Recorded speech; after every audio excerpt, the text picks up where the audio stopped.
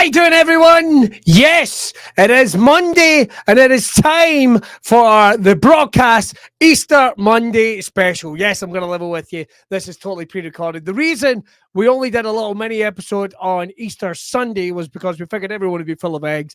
I could have phrased that better. Everyone is full of eggs that they've eaten. Even then, that sounds creepy. They went and seen their grannies. They went and seen all that type of thing. And we thought, let's not do that. Let's do a special one because I guess like Easter Monday kind of became Sunday for some folk because you didn't need to go to work and maybe you were out. Maybe you were getting pissed. So we thought, why not do a very special bonus bumper episode on the Monday where we're going to get some of our favourite guests that we've had for the start of the year. If you've never seen Braw Cast before, man, did you get to this late? You're like some motherfucker walking in now when everyone's playing PlayStation 5s and you've got like, look at this, I've got a Tamagotchi. Get on board, motherfucker. Your hair looks great and you smell bloody amazing. Let me explain how Braw Cast works. It's brought to you by Braw Beard Oils, the premier beard oil and merch company. They have some amazing products over on their website, and John Jackson that runs it, JJ, thought, wouldn't it be fucking amazing if we got to meet some of the weird and wonderful individuals from the Brawtherhood, the alternative lifestyles, and as well as beard models and barbers and people involved directly with it. It's all about inclusion, isn't it? So we thought what we do is we do this podcast and we reach out to people from all around the world. We've had stuntmen. We haven't had stuntmen. I'm hoping we get stuntmen. We've had pro wrestlers. We've had MMA fighters. We've had BDSM models. We've had ninja warriors. We've had barbers. We've had models. We've had writers. We've had entrepreneurs. Everything you could think of. And this week, we wanted to bring you something a little special for the Monday. These are the three guests I've got. Let me break this down for you. First of all, we've got Tragic O'Hara, professional walrus chaser. He's been a musician, an artist. He is a creative entity that is simply off the charts, and you're going to love him. I love Tragic to bits. We're going to show you an interview with his professional walrus chaser. Just bear that in mind. Professional walrus chaser. It's all kind of explained, not explained, but you're going to love them. We've also got Ben Smith. Now, Ben is running a crazy amount of marathons and a crazy amount of days again. And he talks to you about how he turned around his mental health. He turned around elements of his life through fitness and how you can do that as well. So it's a pretty good one for Monday if you're absolutely feeling like, honestly, you've like plugged every hole with chocolate eggs at this point. I feel like a fat prick and I'm doing this on the Sunday. And then we've got Wrestle Beach, Emily Hayden, professional wrestler based here in Scotland, but she wrestles all across the UK. We're going to hear a little bit about how wrestling was for her in lockdown, coming out of that, how it is for a female pro athlete and the weird and wonderful world of pro wrestling. So it's going to be 3 episodes slammed together and you're going to absolutely love them. So they're cool. And we thought we'd do it on a Monday. You can have it on in the background, or maybe listen. Some of you might be going back to work on Tuesday. That's fine. You managed to get a day off. That's fine. Unless you're one of those folk that has to work on the Monday, because the only people that are off are the actual contracted managers, and they always get bank holidays off, but you don't anymore, because if you don't, you don't get paid. I'm not saying that anyone's like that, but that's the way it is. Managers will text on me. Right. So we're going to kick off the episode, but don't forget to head over to Braw Beard Oils. They bring you this podcast free each and every Sunday night. You can watch the video version live on YouTube. Video version live on YouTube and Facebook and be a part of the community that watches live. We take questions in real time. It's awesome. But you can also watch the playback and the archive episodes over in Brawbeard's YouTube channel. Hit that subscribe button, hit the wee bell, because as well as this, you also get vlogs, you get beard tips, Gives It a Go series where John had to go about being a professional wrestler, then rally driving, and there's loads of interesting stuff coming up there. I think cooking and barbecuing and all manners of interesting things are on the way with that. But then, of course, you can go and check out the archive episodes we've had. One of our most popular episodes that we've done in recent times has been with pro wrestler Big Damo, formerly known as Killian Dane from WWE. Let's see, we've also had Gavin Mitchell, known to many people here in Scotland as Bobby the Barman from Still Game. And we've got some other interesting ones coming up for you that you're going to love as well. So you can go and check all those out. Those are on Spotify. They're on... Do people use iTunes for podcasts anymore? I'm not sure. I think it's on there somewhere. But do us a favor, if you are checking out the archive episodes, and this is a lot of talk at the top of this one, I appreciate that. If you are checking out the episode, make sure to leave a wee review, leave a wee rating. It helps bump it up and it keeps bringing you this bad boy each and every Sunday, or That's the plan anyway.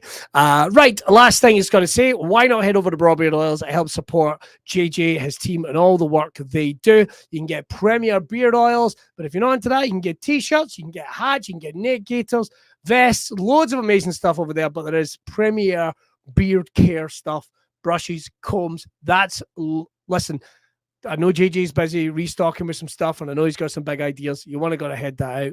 And hey, listen, it costs you. It's honestly, it is the best of gear for a fantastic price. Make sure to check that out. Right, before we get into the episode, and I'll come in and I'll tag in at the end, or I might tag in the middle and let you know a little bit about the person we're about to speak to. Here's what you can do as well. I'll do a quick shameless plug for me. Sorry, well, I used to use the other camera, but I thought I'd make it different this week. Don't forget, I am going to be at the Stand Comedy Club in Glasgow. So if you're based in Scotland, this is ahead of my run at the Edinburgh Festival 2022 with my show, Billy Kirkwood, Energetic. Why did I call it that? Because someone once gave me that intro, bringing me on to a live stand-up stage, and I am relatively energetic. And by the time the Fringe comes around, I'm going to be even more so. This is a work in progress, one that I'm going to be doing for one night only, so you're going to get a look at it before it hits the Fringe and tours around the UK later on in the year. It's going to be live at the Stand Comedy Club in Glasgow, June 16th at 8:30 p.m, and tickets are on sale at the stand.co.uk. Numbers are limited. It's going to be a mess, but it's going to be a fucking funny mess, so make sure to check that out. Okay, let's get to guest number one. Now, this is Tragic O'Hara. Like I say, fantastic artist. He's been involved with music at a young age. We get to it in the episode, but he is currently billing himself as a professional walrus chaser. You want to check out his stuff on YouTube. You want to check out his stuff on TikTok, but brace yourself and listen to this one.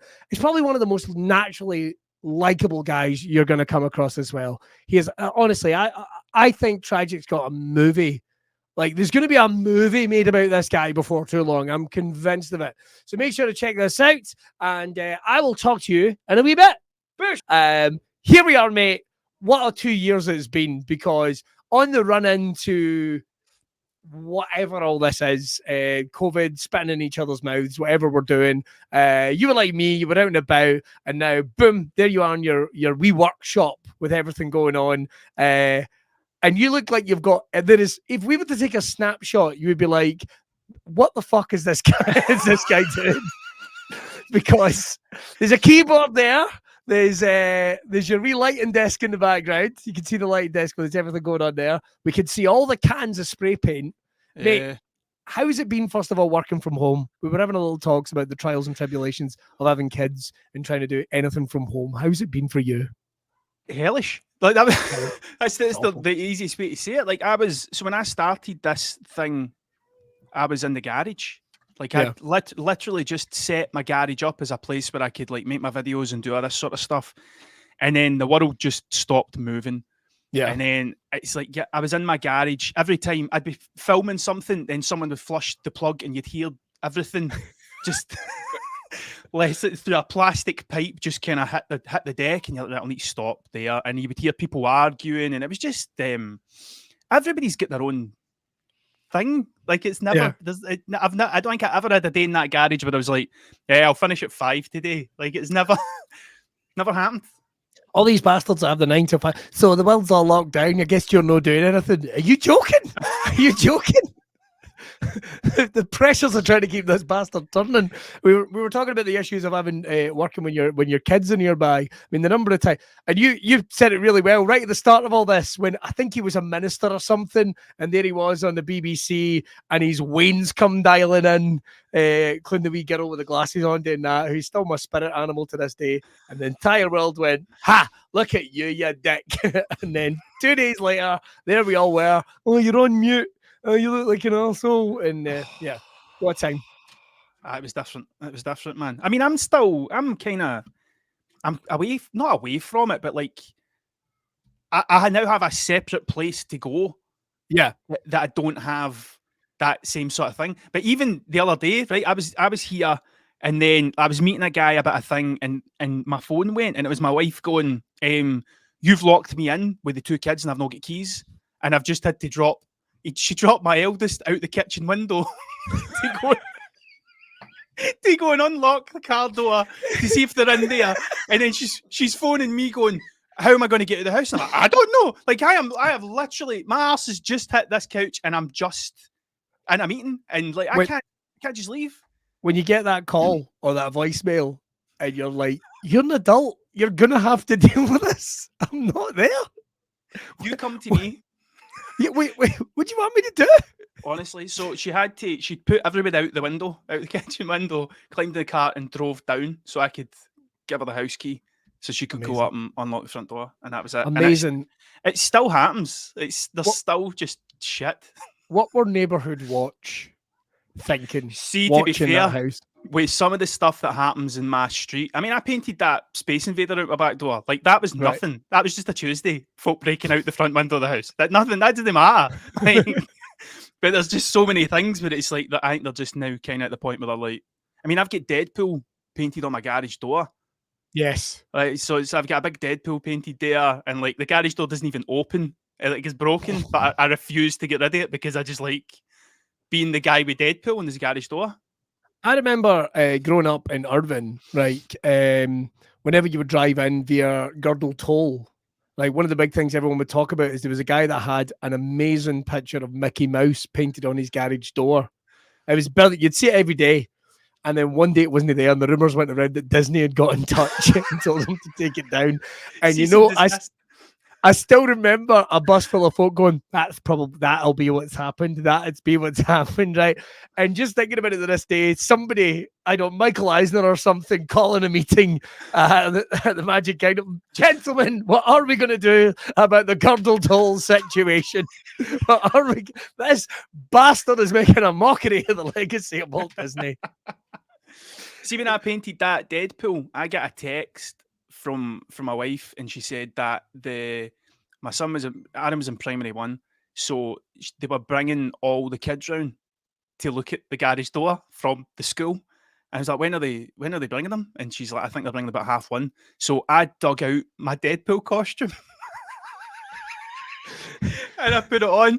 And then when they came up, like, and they were standing, I opened the door and I was like sweeping the kitchen dressed as Deadpool. And then one of the wee boys went like, "You're Aaron's dad," because Aaron's dad's got long hair, and I can see your long hair. I was like, "Look, I just wear a wig under this to confuse people like you." And it was just like I can't believe that painting Deadpool in a garage was worthy of a school trip. Do you know? Wow. So it was, man. Famous with the primary ones. Well, it's just the councils of anyone watching from it, and I know we've got viewers all around the world. That basically shows how cheap the schools are and the councils are. Kids, we're going to take a wee trip to look at Aaron's dad's garage door. Yes, miss. This is still better than Alton Towers. Nobody needs to see the teachers getting drunk and trying to finger each other. I hated every school trip I went on. Absolutely. But mate, we've got to talk about. There's so much to cover with yourself, man. We got to talk about the many different strings to your bow, right? And I've always wondered, because I've only known you as being this guy that does all the different things. It was music that I originally sort of connected with you over, and then obviously there's the art and what have you. Although we did get an opportunity just briefly before we started to talk about a gig that me and Tosh had done together, and we actually he couldn't remember it. we'd blocked it with our minds because so it was where we are. In our neck of the, even though we're not in the same room, obviously, we are in our neck of the woods. Burns, Robbie Burns is. I mean, I don't know what it was like for you. Did you grow up in this area, Tosh? Yeah. I'm from a Drawson. So you know how much they pummel you with Burns. Do you know? It's as if it's the last person that's ever allowed to do anything from Ayrshire. It's as if, like, do you know what I mean? It's as if it doesn't matter what you do from now on. It's no Burns. Do you know what I mean? Pulling down a board, going right. See this. This is where he peaked. Don't even fucking try. I was thinking this the other day, right? Because Robert, my other son, he's starting to get quite broad, and he'll say things like "hoose." He'll go. He's starting to pick up that kind of slang, and there's a bit where I'm going. His teachers are going to crucify him for that until Burns season, and then they'll have them all up, and they'll be like, "Right, remember it's pronounced hoose." Rose, all that kind of stuff. Aye, but any other time of the year you get hammered for it, you're not allowed to talk like that. I grew up hating, but I still remember in primary school, Mrs. Salter, and if you're watching Mrs. Salter, please don't take this the wrong way. We actually I can't even believe I'm telling this, right? We did an ode to a haggis, right? And there was a boy called Martin Haggerty who was he was brilliant at the ode to a haggis. There's that one kid in every class that was just like, oh, here he goes, doing his fucking buns. But he was brilliant at it. I remember we had but we they wouldn't get a real haggis in. So what they basically did is they got a plastic bag, went outside, filled it with dirt, and then came in and sat it in the front of the class. And he had to cut this bag of dirt. And even as a little guy, I remember going, this isn't right. There's something fucking up here. They shouldn't be doing this. I mean, we spent the last 6 weeks learning what a fucking haggis is, and there's this boy cutting up a farm food, a Safeway bag, if I remember correctly, a Safeway bag filled with dirt. Brilliant. These teachers are taking the piss out of us. But we did a gig together, and it was a mutual friend, a wonderful artist from down this neck of the wood called Craig Campbell, who does, I think I saw one of his paintings at Ayr Racecourse actually not that long ago, and he was doing Tam O'Shanter, I think, was the painting he'd done, and it was an unveiling of it. And so I was just the man that did the talking. I'm not exactly sure what my role was there. I was doing it for free, just not exactly sure what I was doing there, but I was there. And you were in the corner playing music, which you'd completely forgotten about. Totally forgot. Totally black. I've had that many bad gigs that I've just been like, I don't want to remember this stuff. Do you know what I mean? The bad gigs. I love the bad gigs. I like them. I don't know. I think it's just been so long that I've severed myself off the whole thing of playing with people. And then every so often someone will go, do you remember this? And I'm like, nope, do not. I remember nothing about it. Oh, you done this? You woke up in that skip? Nope, don't. I genuinely, I don't remember. No, you don't remember the gig when you woke up? That happened at that gig. You woke up. Yeah, Pooh Bear it, naked from the waist down. I know I was in Edinburgh. That's all I knew. Oh, and then I did. That actually happened. I did wake up in a skip one time. Like back in I obviously never had children at the time. Right. Well, of course not. Of course not. Back when I was no, never, not now. No, never. Giving enough a chance. Giving enough a chance, maybe. Well, straight away. Listen, COVID's all been reset, mate. COVID's all been reset. We get the last 2 years back, or we can cram it all into one weekend. See, when everything's all this is done, we can cram it all into one weekend. And just dads and mums across the kids, you're on your own. Here's some sea salts and fucking whatever Wayne's drink. I was trying to think of those vitamins that Wayne's go, there you go, there's some Wellman for your kids. And away you go, and that's it. We'll just get wasted. But where did things kick off? So at school, what was it like at school for you? Were you into art? Were you into music? Or was that something you found later in life, mate? How did all this sort of come about? What was your first love, or was that a little bit of everything? I remember just drawing all the time when I was young. Right. Like I used to draw comics, and like I'd do like Cool. Teenage Mutant Ninja Turtles comics and like post them through my friends' doors and stuff like that. Like, but I was never into anything You're serious. an 80s movie, you sweetheart. Man, I used to draw these wee comics and post them through folks' doors and stuff. And but it wasn't until like I wasn't really into music at all, right, until because my mum and dad listened to shit, right, utter shit. Like what was some of the things? Because so I literally had a chat with somebody about this today, because my dad passed away last year, and I got asked so what kind of music was he into? Fuck, I've no idea. Absolutely no idea. He just didn't listen to it in the house. I think we had the Now That's TV Anthems 2 record at one point. Like, I never remember him liking any music. I had to ask other people and went, he loved Frank Sinatra. Did he? I think this is good. You might not listen to it. There's nothing you can do about people's perceptions. So in terms of music, that album you like, in terms of art, what in terms of art, what would that be? Even if it was like you say, working with young kids, working with youth. I mean, I know you've done some amazing stuff for us, and you're just able to create all these amazing things. So it's probably like, if you asked a photographer what his favorite picture would be, that would be a difficult one. So what's maybe the favorite? Experience you've had in creating something? I think I see this quite a lot when folk ask me, I especially when I'm working with young folk, because young folk will go, what's the best thing you've painted? And I'll say the last thing. Like, it can't be, if you're looking 5 years back and go, that's the best thing I've done, And, Yeah. what have you been? Do you know what I mean? Like, so I always say to them, the last thing I done was the best thing I done. But the last thing that I done was those sculptures, was those jellyfish sculptures. Yes. Like, have you seen them? Do you know? Yeah, they look yeah, like 'cause- giant psilocybin mushrooms, essentially. But that was probably because it was a nightmare, and I Right. had to fight myself the whole way through it. But when they were finally up, there was a bit of me that was like, do you know, even like 3 days later, I've never been back to see them. Like, I've not even took anybody up to look at them, because I've just been like, right, stop, don't think about that now, going, because I've just been working on this book.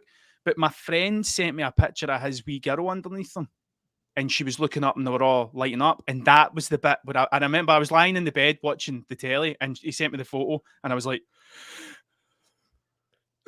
I had a wee 10 seconds and they went like that.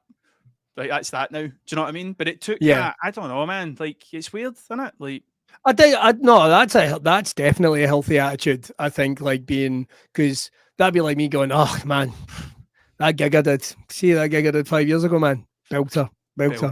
It's all Gig been wasn't that downhill good. from them. Yeah, gig wasn't that good last night. No, wasn't it? But last 5 years ago, I was shit.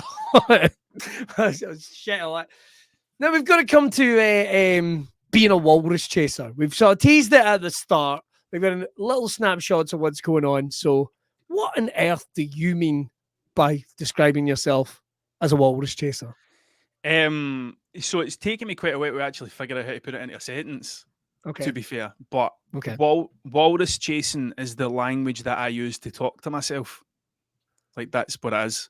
Because I had a moment where, like, I was thinking, like, you talk, like, I don't know about you, but do you have conversations with yourself all the time? Right. So I talk to myself more than I talk to anybody else, and sometimes the way I talk to myself is a bit shit.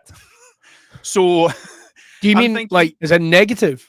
Aye, like something. Not when you're dead hard on yourself and stuff, and you're like, oh well, that could have been like that kind of thing. Like, oh, you can't do that. Like, don't do that. You've not got an art degree. What do you know about sculptures, you fucking buffoon? Like, it's a bit kind of like that. And then I thought, so like this walrus thing is just the thing that kind of makes sense to me. And it's like the book is essentially a user's manual for my brain that I'm kind of sharing and saying, look, this is because no one gets a user's manual. No, we all just kind of need to fucking figure it out. So I thought, you don't get them with kids, you don't get them with anything, you don't get them with life. Nothing important. You know what I mean? You get them with your car, nobody knows how to fucking use them. Do you know what I mean? So this is what that is. So like when it finally kind of comes out, I'm hoping that folk read it and go, oh fuck, that's a bit like me. I'll take that bit and see if that helps me, kind of thing. So, in its own way, that's what inspired you to write the book. Well, I've got to ask, what inspired you to write the book? Was it the last 2 years? Was it the time in solitude? What was it? I was in a job. So, like, while I've been doing the music thing and I've been doing the art thing and all that, like, I've had jobs to fund my life. Do you know what I mean? Music paid nothing. Like, I won a battle of bands when I was 15 and get £250 as a gift certificate, and that's the most I've ever been paid for playing my own songs in front of people. A gift certificate. Where was it for? Where was it for, if you can remember? McCormick's Music, and me and the other two guys in the band went up and we split it 3 ways and bought stuff. That was it. Like, that's the most I've ever made. And then it was like, we're fucking on to something here, boys. This will be happening. £250 gift certificate now. The big guy with cigars waiting. Yeah. The big guy with cigars waiting. You know what I mean? So, like, I've always had to work in the background doing that, which is why, like, when I was doing the youth work stuff and that, and like licking envelopes, that was funding all the music and the art and all that kind of stuff. But I try to get my dates right, but in like 2018, I was working in a job, and I've got, like, when I know I'm no happy, the red wine comes out. The red wine makes an appearance. And that's because that's okay to drink during the week. Red wine's fine to drink during the week because it makes you cultured. That's fine. Like, that's the bit in my head was like, it's fine. You could be having lunch in France. It could be not Jake to down the park with a bottle of Merlot, but like opening it outside the shop. With like taking your own corkscrew to open outside the spa. But yeah, don't mind me. This is how they do it in France. Laying out the cheese strings on a wee tartan cloth just in front of the spa. But I mean, a wee Aaron tea towel over here. I could be a waiter. This could be a low. Do you know what I mean? It's absolutely fine. You've got nothing to worry about. But I know that kind of makes an appearance when things aren't going well. And I was going to the shop quite a lot, and I was buying a lot of red wine, and I was going through a lot of red wine, and I wasn't happy in the job that I had because I gave up the music at this point. That Honor Among Steve's album came out. I played one gig in stereo in front of, I don't know, like 150 people, and then walked off stage, and my big pal Stuart came up and goes, "When's the next gig?" And I was like, "There won't be one." That was it. And he went, "Ah." I'm like, "No, I'm telling you, that's it. It's done. Like, I'm going to do an album and a gig, and that's it. I can't be arsed with this anymore." Like, so I went and got a real job, and I was miserable. And I was out walking to the shop to get red wine, and I was just listening to songs, and I Am the Walrus by the Beatles came on. And that's the first I felt like me for about a year and a half, was when that song came on. And I was like, the Scottish bit in me won't let me say, like, I was visited by the muse. I felt like slightly less of an arsehole than I usually felt like. That was it. Do you know what I mean? So is that a quote? Because that should be in the book. That's in the book. I wrote that the other day. Brilliant. So that was it. And I'd heard that song, and I just felt like me again. And then I went into work, and I just started saying to anybody that would listen, like, I don't want to be here. Like, I want to do something different. Like, I don't want to do this. I don't want to do this. I don't want to do this. And then, like, I get a South Ayrshire Council actually get in contact with me and asked me if I'd like to be artist in residence. So I was working with communities again, doing art. I was like, yes, sacked the job, and just kept listening to that song. Like, that was it. And then the 2 months before the lockdown, this is what actually, I worked the garage out. I was working in there. I knew there was something about this Walrus thing. I was just listening to it as much as I could and just making stuff in the garage. And then I bought a GoPro and I started making YouTube videos. That's right. That was it. I started doing that. And I had enough money in the bank to see me through to January. And I was like, right, well, I'm no need to worry, because in January I've got work. And then and then what happened. And I was like, oh fuck. Well, that's kind of fucked that for me, hasn't it? Do you know, I know that lockdown has been an opportunity for some people to flourish and other things, but I just want to make this clear. The stance here on Braw Cast is COVID and lockdown can literally go fuck themselves, right? This is not a period. They're not going to do reenactments of this. You know, they do reenactments of the wars and stuff like that. And they're not going to do that. Like, in 2025, nobody's getting together with face masks and hand sanitizer and going, oh, it's like the old days. Remember when Tiger King was on? Oh, what a fucking time to be alive. No. It was fucking horrible, man. Wasn't it? Horrible. It was horrible. And like, then every phone call I got was, this isn't happening. We can't do this. We can't do that. And I was like, I am fucked. And the government grants came out, and it's like, well, you haven't been self-employed long enough to apply for any grants. So I can't get anything. Everybody's in furlough. I'm like, I don't fucking know what I'm going to do. And literally the only thing like I could do was just kind of keep going. And I started to write things down that would help me get through things.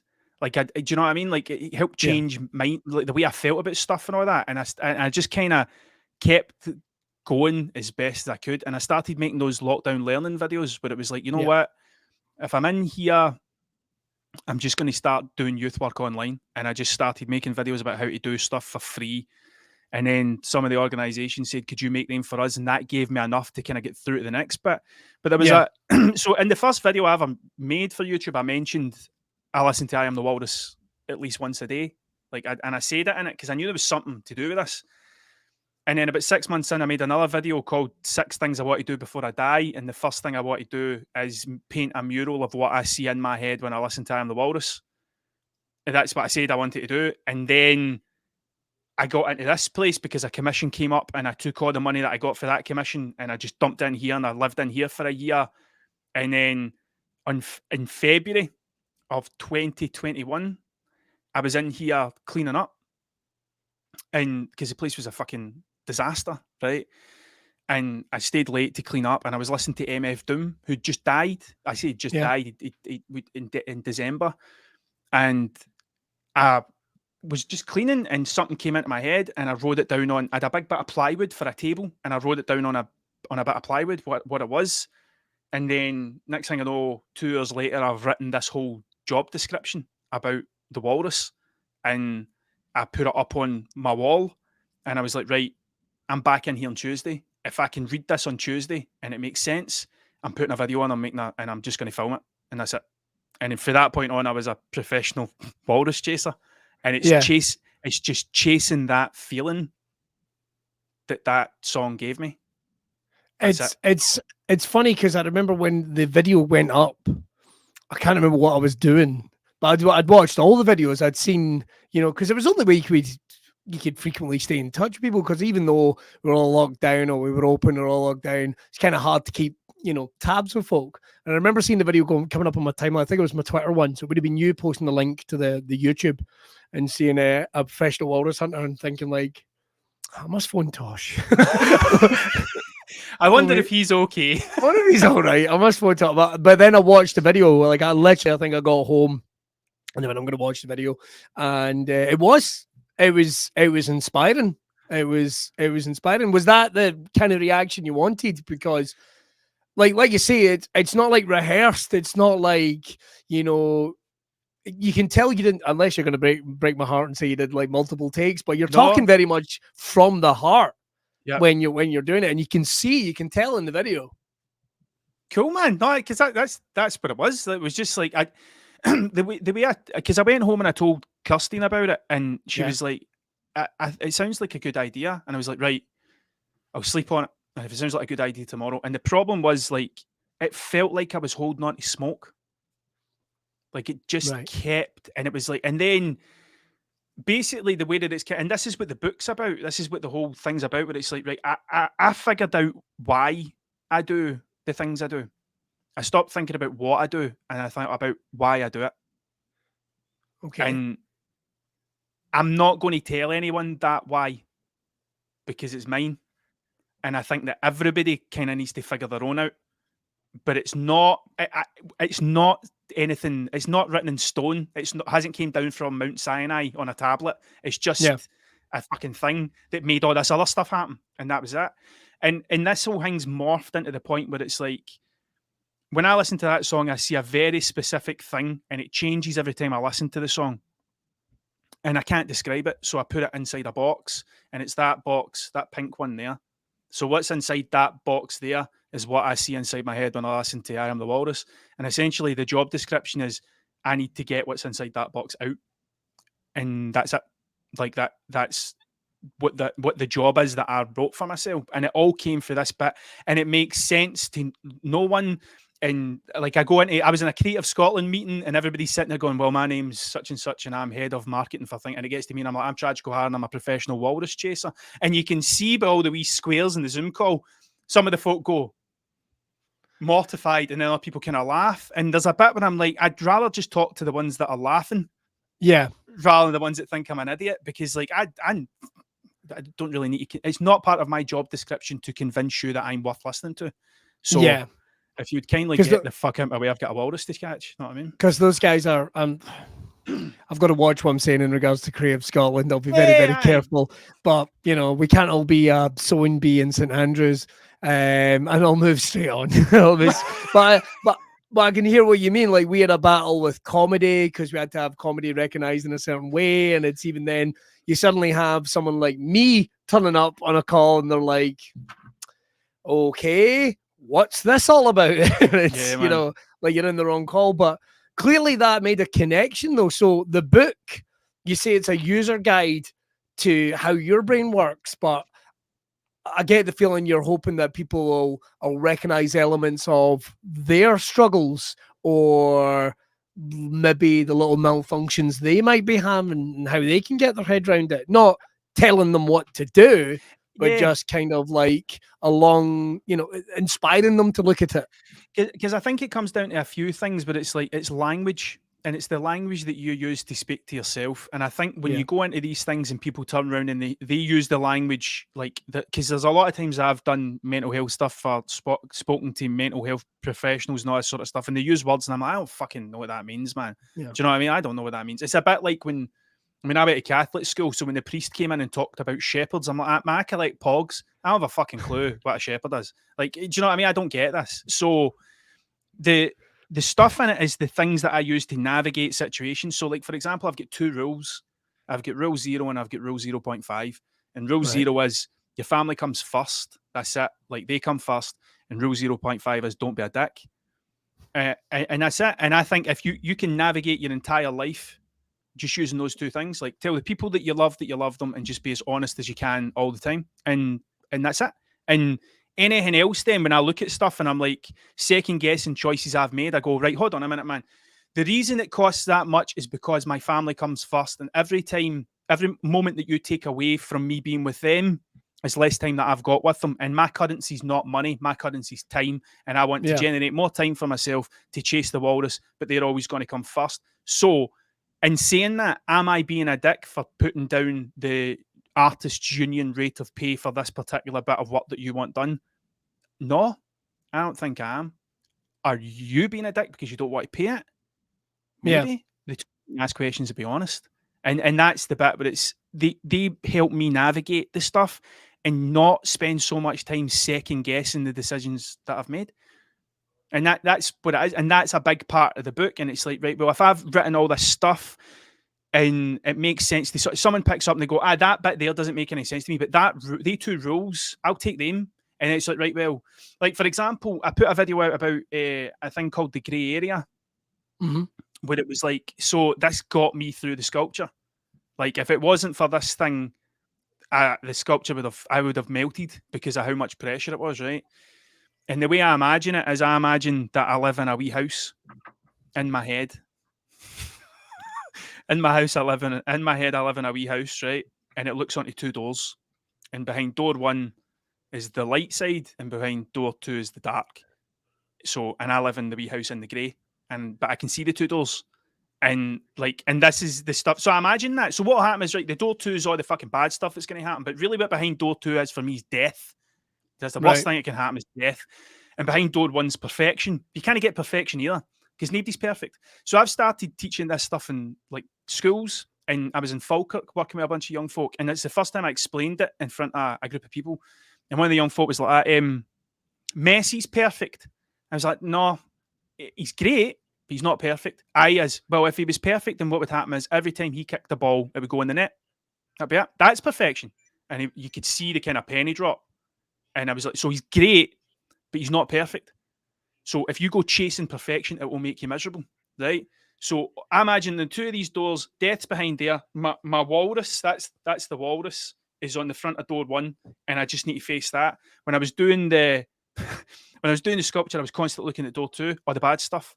But what door 2 does is it plays this trick on you. Like, it says the worst thing's death, but it's not going to show you it. It's going to say, well, the worst thing that can happen is this sculpture falls down, and then you need to pay all the money back, and then you're skint, and then you'll never get another sculpture again. And your head just rushes towards door 2.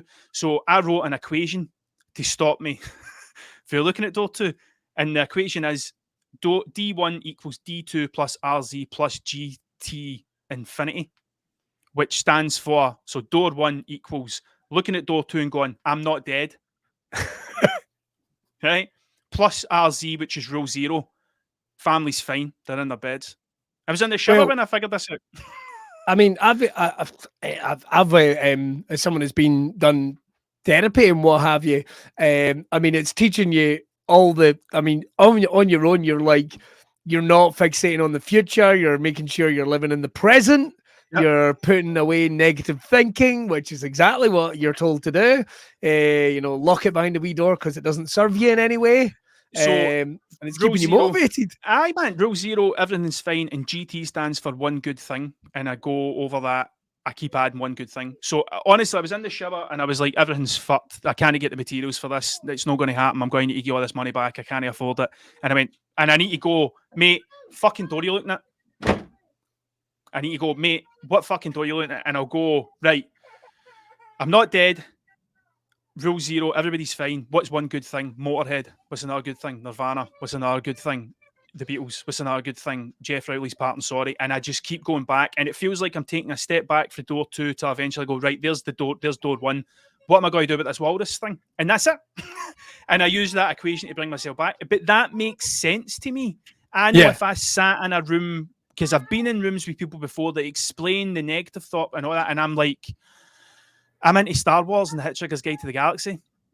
Like, just tell me shit like that. Tell me about Darth Vader. Tell me about the light side of the Force and the dark side of the Force, and I understand that. I don't understand Mandula Blancata and all that fucking stuff. I don't, whatever it is, I don't get all that. But I picture myself in this bit looking at these two doors, and that's the thing that I use to direct the energy. And it's like, so that this is the shit that I'm writing down that like pure fucking like really helped me to the point where like I'm now.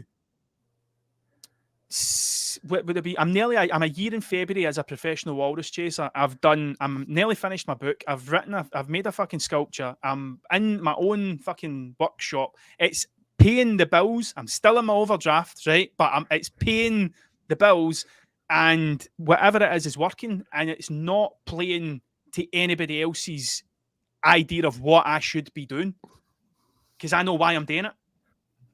And the only way you'll be able to find out is by reading the book and finding out the user guide. I love that. That was absolutely fucking brilliant. That was just a journey, and I was like, all I could think of is you were going. It's like, I need to read the book. Like, I really need to read the book. So what's the plan, man, with the book? We've got to talk about it. What's the plan? When is it going to be self-published? Are you just, where are we with that whole process? Or are we just going to see how things, hey, it seems to be working quite well. It's on the journey to chase the walrus. So yeah, man. Where are we with the book? My friend Kevin is a doctor. He's an archaeologist, and he's also the person that introduced me to the Hitchhiker's Guide to the Galaxy. He's been my mate for years. Nice. And I'd say this is the thing, right? I put up a post on Instagram saying I'm starting to write a book, like just like a fucking maniac, just fucking typing everything, right? And he says many words, and he messaged me, he was like, many words you wrote, and I was like, I'm at 30,000, and he was like, how long have you been doing it? I was like, about 2 weeks, and he was like, mate, I need to phone you, and he phoned me, and he was like, you're supposed to write 500 a day. Like, I don't know how you've done this, right? But like, can I see it? I was like, right, okay. And I sent it to him, and he's like, right, you can obviously write, okay? It's all spelt, and it makes sense and stuff. Right, just keep going. And I said to him, would you edit it for me? Would you make sure it's like a PhD? And he was like, right, aye, cool, man. So it's going to be edited by a doctor. So it is a PhD. I'm writing about myself. That's what it is. It's a PhD. It's going to be 80,000 words on me. I honestly think there's going to be an open university course in chasing the walrus. Like, I actually think it's going to happen. What are you doing, mate? I'm doing an HND in bookbinding. I don't know if that's still a thing. What are you doing? I'm doing accountancy. What are you doing? Chasing the walrus, mate. Oh, chasing fuck, I couldn't get on that course. Fucking Professor O'Hara won't let you fucking on it. No. They'll be talking Gryffindor. So, aye, man. And then what I'll do is I'm going to put it out myself. Like, I'm not doing anything else with it. I'm just going to put it out myself. But Kevin's going to edit it, and I'm putting out my own publishing label called Elementary Penguin Publishing. Right. I love that. And that's what I'm doing. And I'm going to do it by myself. Because so it's going to be an Elementary Penguin book. Mm-hmm. I fucking love that. So it's like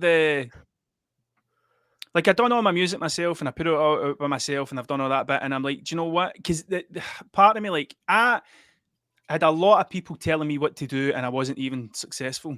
Like, I wasn't making money, and there was always somebody in the background going, you should be doing it like this, and I go, okay, and I go and do it like that for a while, and I go, nah, this is going to be big, you should probably do this. You know, I was doing this, and like, now I'm at the point when I'm like, look, I am more than capable of fucking this up by myself. So I just got to do it. Like, I've just got to put it out by myself and just see what happens, man. But that's it. That's the kind of premises of it. But like I never went out going, I'll write a book. I get kicked out of uni. I get kicked out of uni for an essay I'd written about Daft Punk and Kanye West. All right. What? Why? Why were you kicked out? Fucking awful when they read it and went, look, mate. Look, mate, you're just wasting your time here. Like, see you later. Halfway through this, you just start talking about Kanye's shoes, and then you never come back. You never come back. Do you know what it was? The guy, I remember the instructor, the lecturer had said, look, in university, you can say whatever you want as long as you can justify it. And I was like, okay, well, we'll fucking see about that then, won't we? And it turns out you can't. Let me go. A lesson for us all to learn. Yeah. What did you learn? Nothing. And that was it. So that's what I mean. Like, that academic bit never worked for me. Yeah. Like, but now I'm writing this thing, and it's like, but it's not. I didn't get there by thinking about getting to write a book. I got there by thinking, why am I doing this whole thing? Like, why am I doing this? And then the book becomes as a result. Whereas I think when a lot of people focus on like what they're doing, they get lost in it. Yeah. Whereas when you actually take a step back and go, why the fuck did I even start doing this in the first place? Then you go, oh, it's because of this. You know, right, well, you should do that then and follow the reason why you're doing something rather than getting stuck in what? Because you just get lost in it. Yeah. No, that I mean, yeah, that's something that can apply to anything, doesn't it? If you just end up losing your way amongst all the dotting the I's, crossing the T's of life or whatever the activity is, that you forget to enjoy it almost, and you forget that it is at the end of the day, we're all just taking that trip and trying to stay away from door number 2. Pretty much, aye. I could have made sound a little less sexual, but I think we all know what I mean. Do you know, I never even put that bit in my head. I never even thought I told number 2 is that. And now I do, and it's ruined the whole. I'll need to fucking delete that chapter. Well, my book, which is called Door Number 2, Avoid, is I've only written 10 words, but I'm going to be putting that out soon. Tosh, cool, man. I could talk to you about so many different things, but I can't wait to see the book.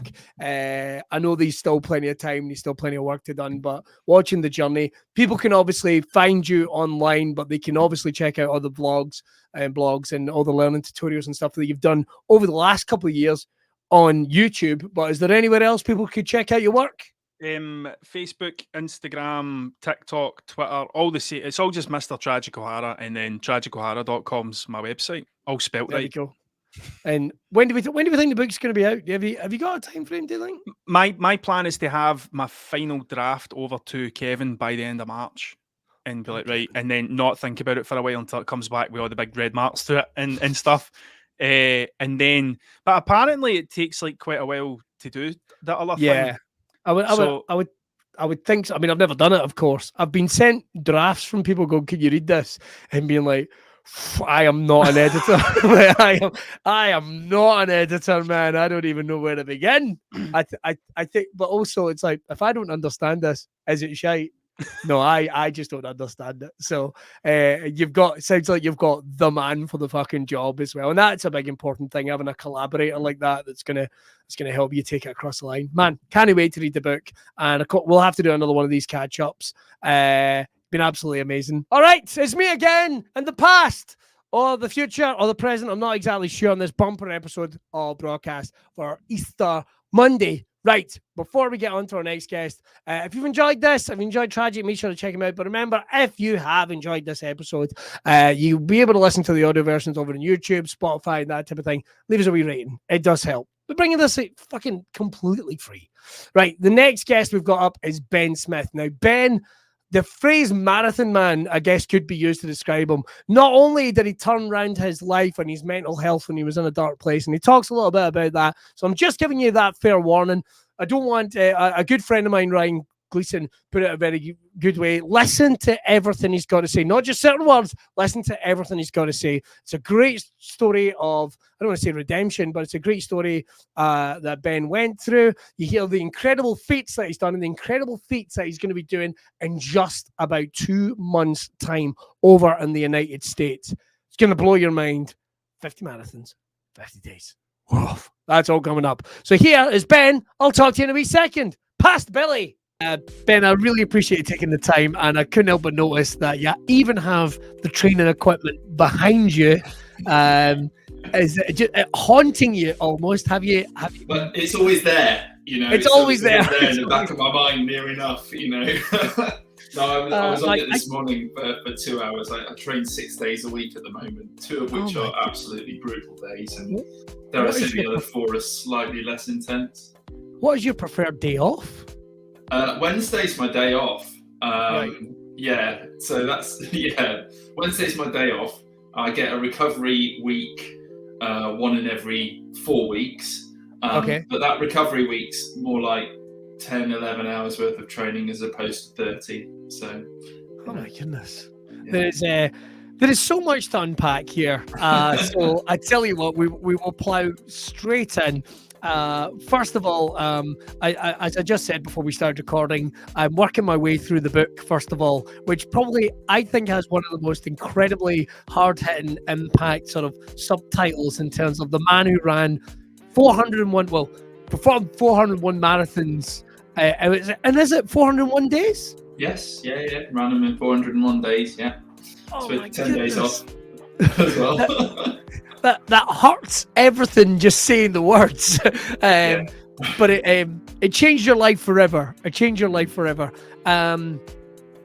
Unpacking that, what was the impact? How did it change your life forever? You must have been asked this question before, but what was that immediate impact to you?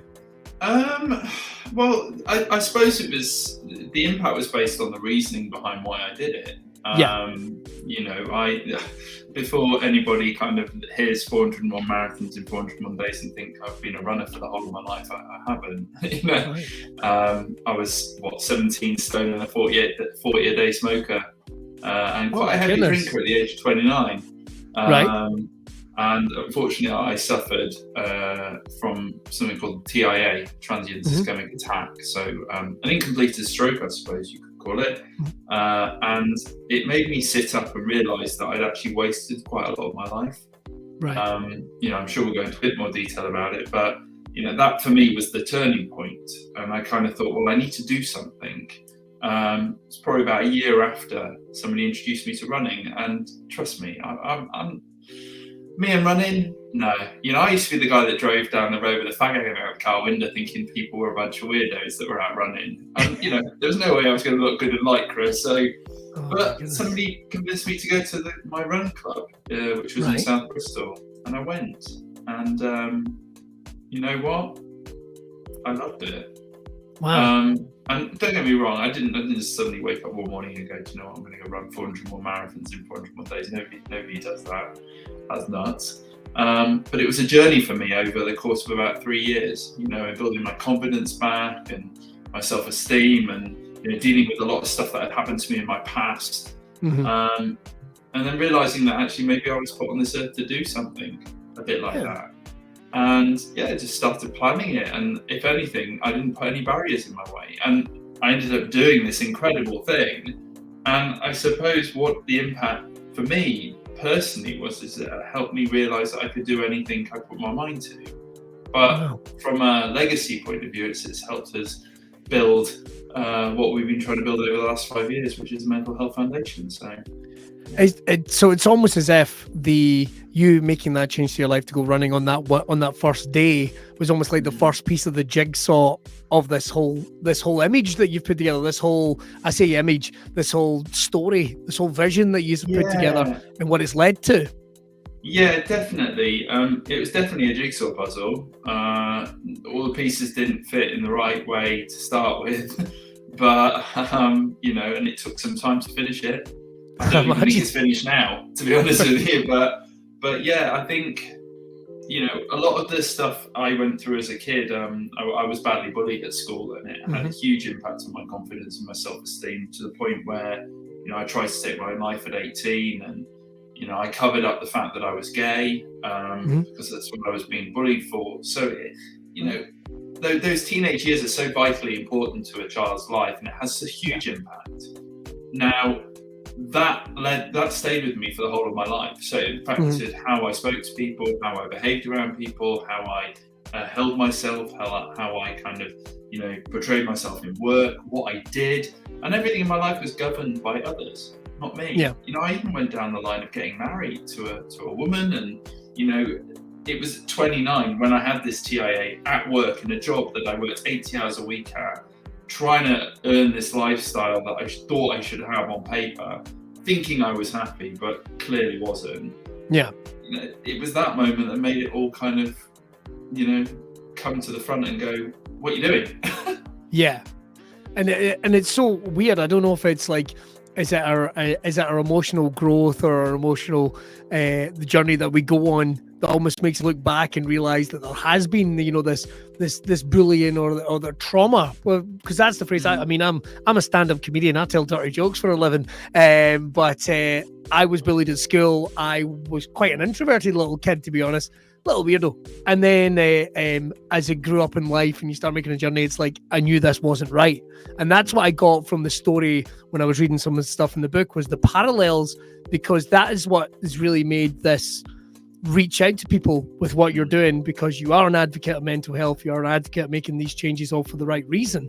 How has that been when how have people reacted to your story? Have they made a connection? Have you had people really hooking on to what you're doing from everyday different lives? Because here we are, two guys who probably couldn't be further apart in terms of some ideals, but there's a very similar thread in there in some respects. Yeah, I think, you know, when you look at, you know, if you read the book or you hear the story behind my life, there's so many parallels to near enough everybody's life out there. It's incredible the amount of stuff that, you know, people don't share.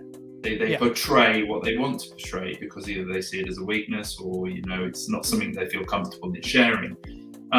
You know, I was really lucky with the challenge. We built the challenge in a way that we wanted people to be involved in it.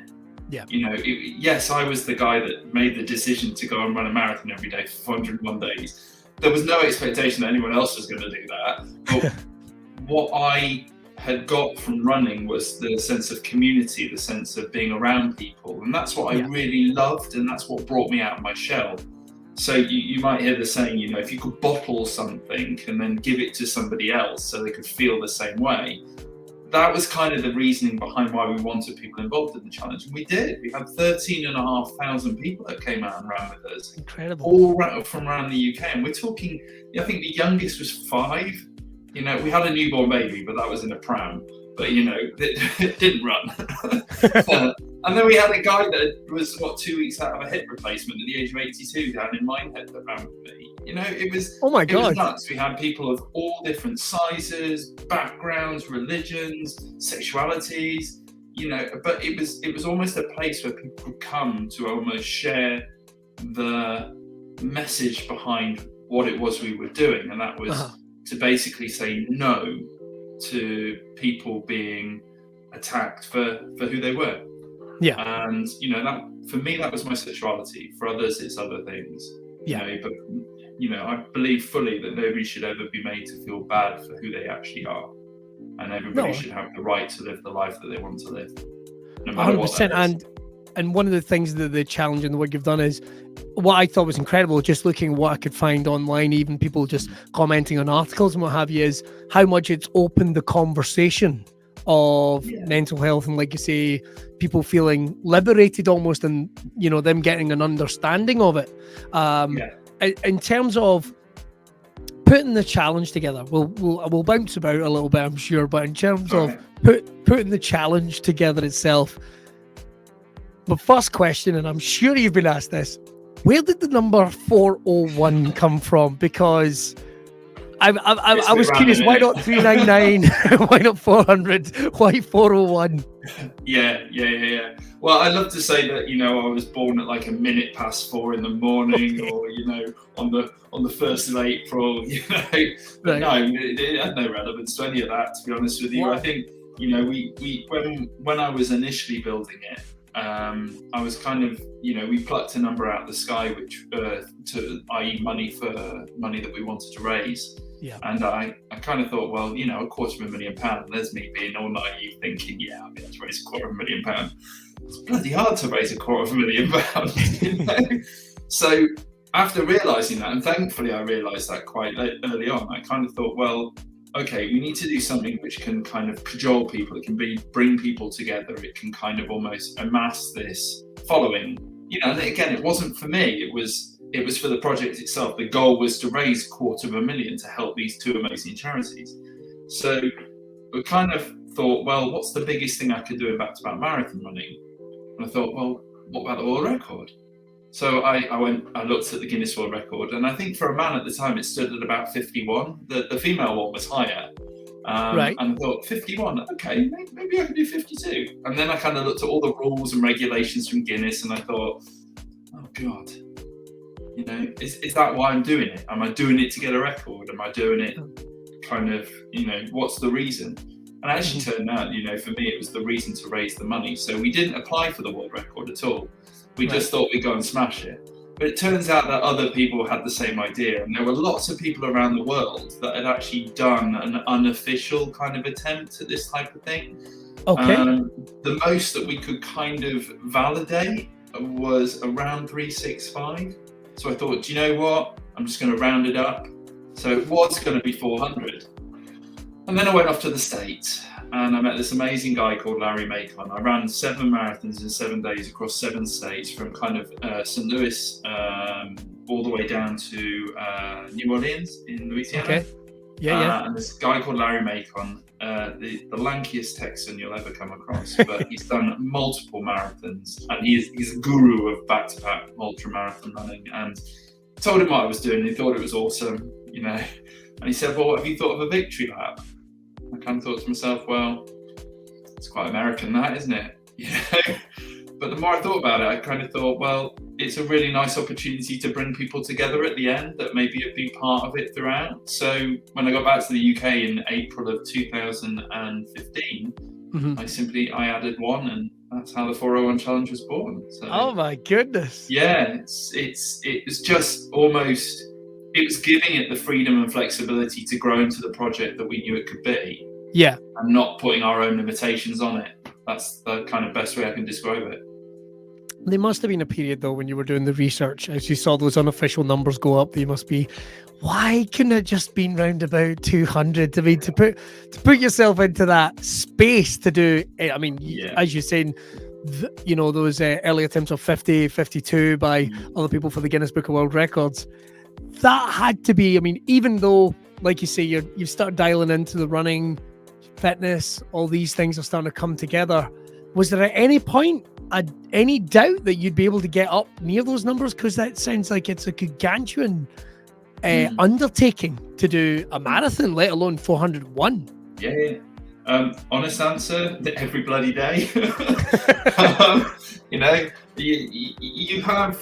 You know, I'm a pretty normal guy. I'm not very eccentric when it comes to kind of your marathon running, and you know, there are some real characters in the endurance running community, and they're all amazing, they're all lovely people, but I'm just pretty normal.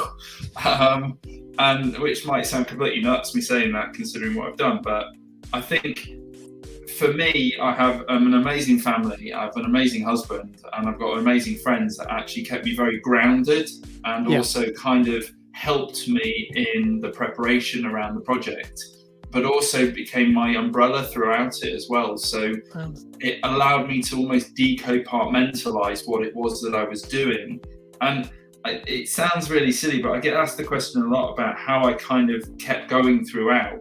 And for me, it was putting things that were normal in for me. You know, if I thought, oh my God, 400 more marathons in 400 more days, you know, that's a huge number. And actually to think about achieving that, 10,500 miles or from here to Sydney, you know, it's huge, the numbers.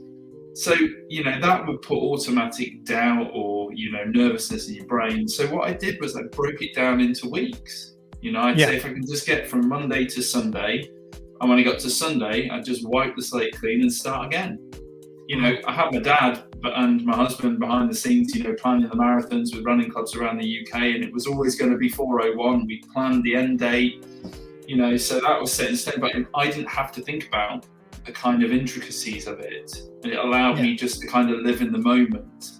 And then, you know, meeting the 13,500 people, getting to run with people and, you know, help them run further than they'd ever run before, or people run their first marathon, you know, after only ever running 3 miles in their life before, you know, that look in their eyes, it's so motivating. And actually you forget about the sheer giganticism of the number. Yeah. And then you're at the end and you're like, okay, we did that. All right. I it's wonderful to hear the support, like you say, of your family and your husband. But to break it down a little bit, when did that conversation first happen? Because I've been away for weeks doing festivals. I've been away maybe on tour, or maybe it's been a weekend when I've been gigging in Birmingham, and that can be a strain. But in terms of how do you even? I mean, I'll maybe take my wife out for dinner or something, but how do you work your way up to having that conversation? I'm very lucky. I have a husband that's very independent, and I think, to be honest with you, prefers me to be away. So, oh, really? He's amazing. I met him in December, the December of 2014. So we'd only been together about 9 months. Yeah. And I remember on our first date, which was in Weston-super-Mare, by the way, great. It's only down the road from where I live. So I kind of told him what I was going to do because I knew I liked him. And I thought, and he didn't bat an eyelid. It turns out he actually didn't hear me properly. So, but, the more and more we talked about it, he kind of just went, well, I'm doing my thing. You go do your thing. And, if you work it out. But yeah, he was amazing. He gave up. Well, I say gave up, it was his choice, but he gave up a lot to support this project. He moved home with his mum and dad. He gave up his PhD. He really invested in it. But I think it was right for him at the time as well. Yeah.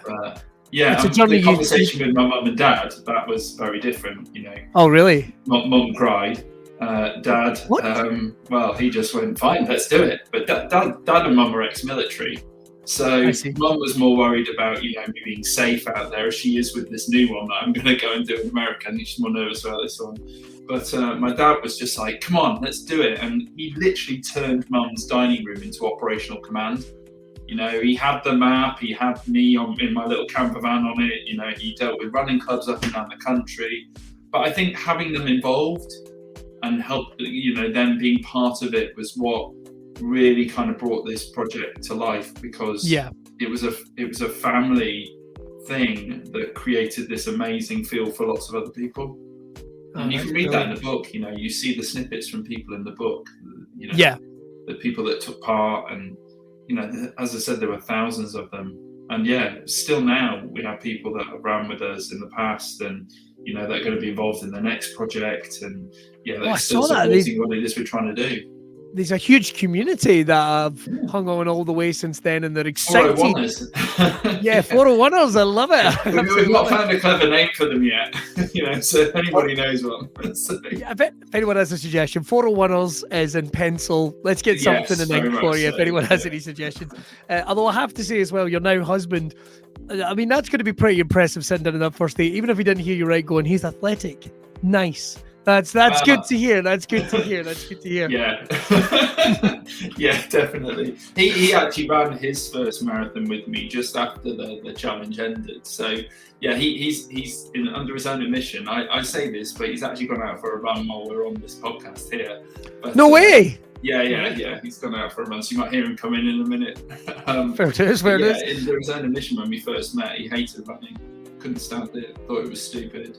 But now, he sees the benefit of it. He won't go out and run marathons, but he'll do a couple of 5Ks a week. And I think that's the great thing about the sport that I found. It's doable by anybody in any quantity. For me, I find that peace and, time away from the world in endurance side of it. For him, it's different.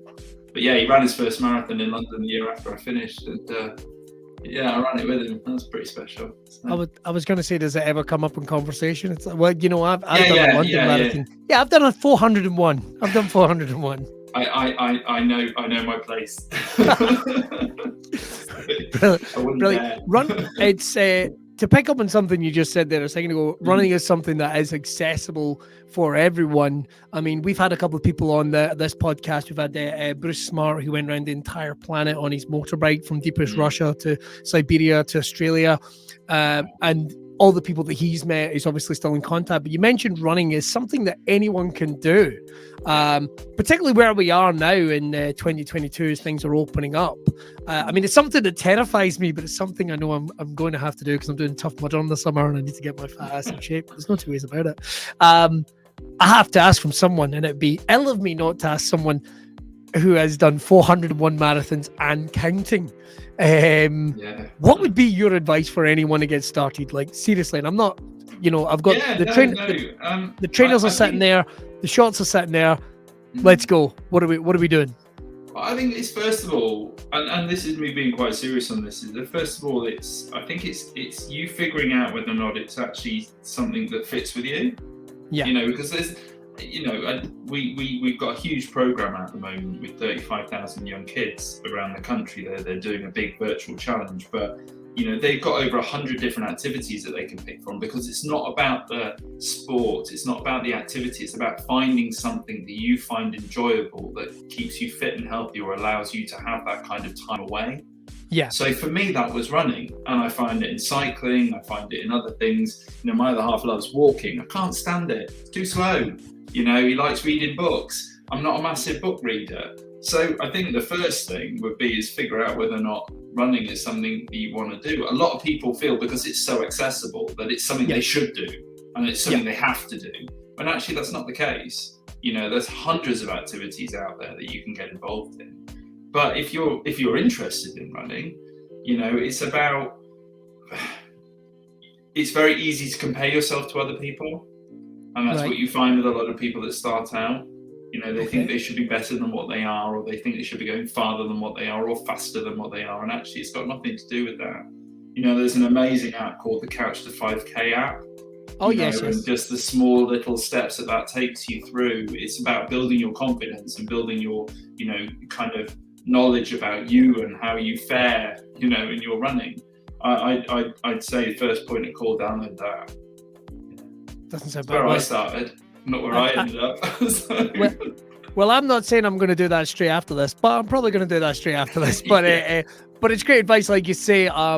Getting engaged, finding the activity that connects with you. Because if you don't enjoy it, I know some people have said in terms of running or cycling, it's almost like a walk-in meditation for them. They just find themselves getting away, being in that space, unpacking things in their head. It's great for your mental health as well, of course. I call it my filing time. Yeah. Your filing time? It's my filing time, yeah. So I have this, the way my brain works, I see everything. I see the big picture of stuff, and what I struggle with sometimes is kind of nailing stuff down. So I become quite overwhelmed quite a bit because I'm quite visual when I think. I don't know if that's something to do with my dyslexia or whatever that is. But what I find is that being able to put my shoes on and going out for a run, or putting my headphones in and listening to a podcast or listening to music, it just almost shuts me off from the active brain that I have most of the time. And, sometimes I don't even think about anything. And it's lovely because I can go out and I can have problems in my head. And by the time I've come back, they've solved themselves. Or my whole brain shuffled itself back into place, i.e. my filing time. So, I find that with running and cycling. But, as I said, a lot of people find it with lots of other different activities as well. And it's finding that one for you, because having time away in the world we live in now, with every bit of kind of interaction that we deal with on a daily basis, is so important. Which brings us to allowing the brain to breathe and coming up with ideas, which leads us to in 111 days' time. I made sure to check the countdown just before we came on. Going to now, anyone in their life could easily do a challenge as epic and as community building as the one you did. But here we are in 2022. What are we going to do? Now, I feel like I'm asking you to explain yourself. What are we going to do? Okay. Well, what are we going to do? No. What are you going to do, Ben? Yeah. I don't want to come back to anything. What are you going to do, Ben?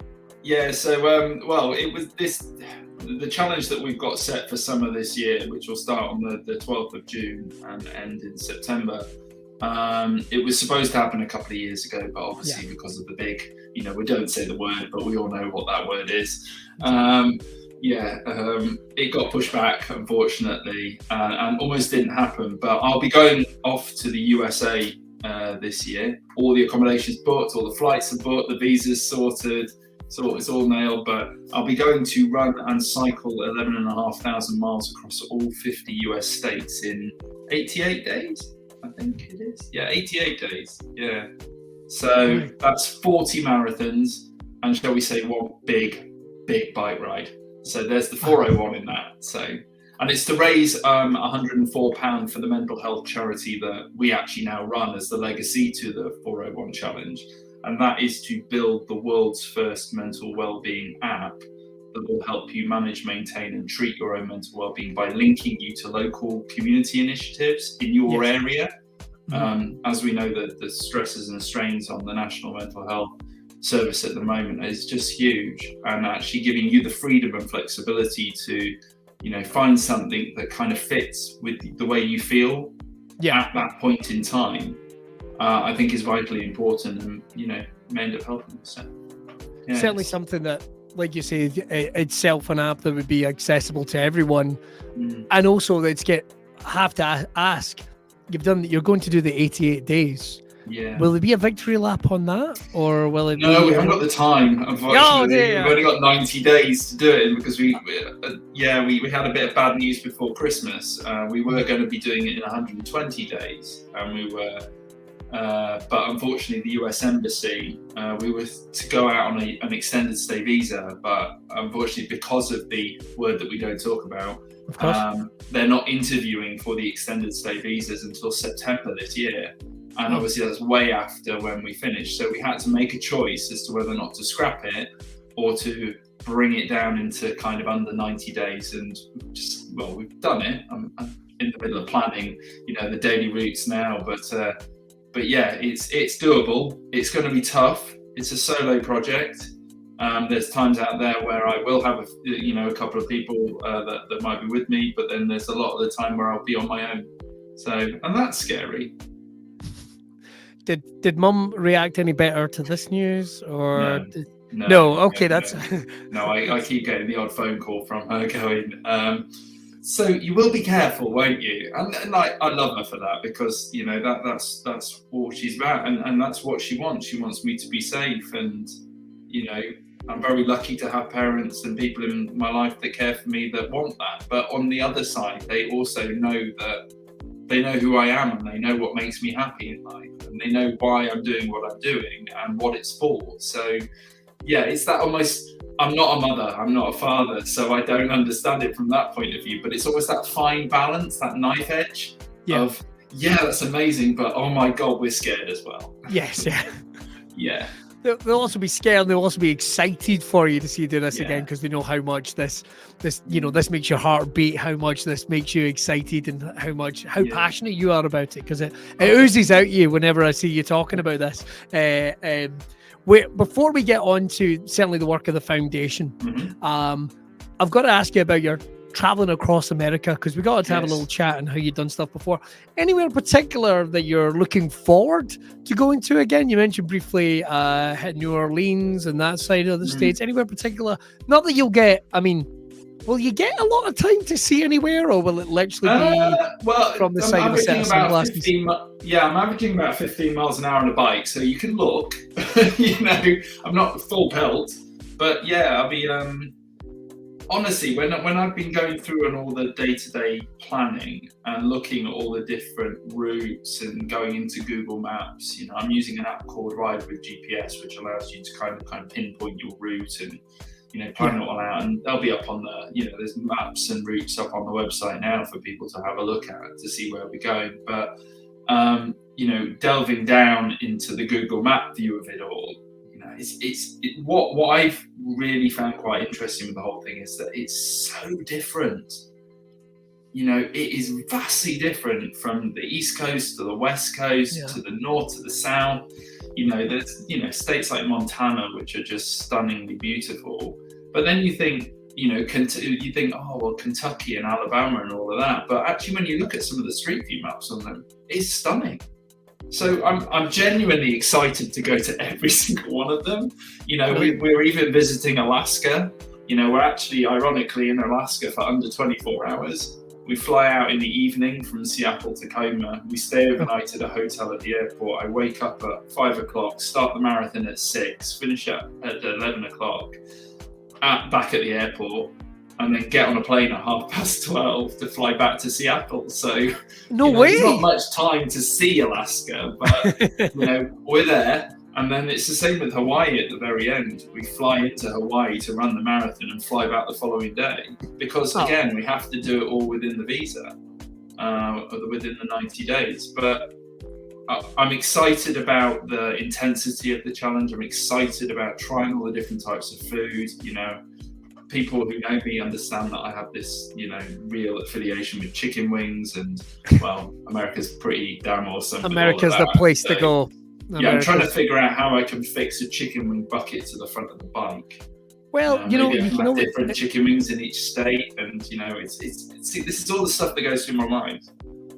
An awesome one. Right, an awesome one there with Ben. Right, our final one is going to be Emily Hayden in this big bumper special. I think probably at this point, this will be the longest episode we've ever done. This is coming up like probably about 2 minutes, 2 hours 30 or something.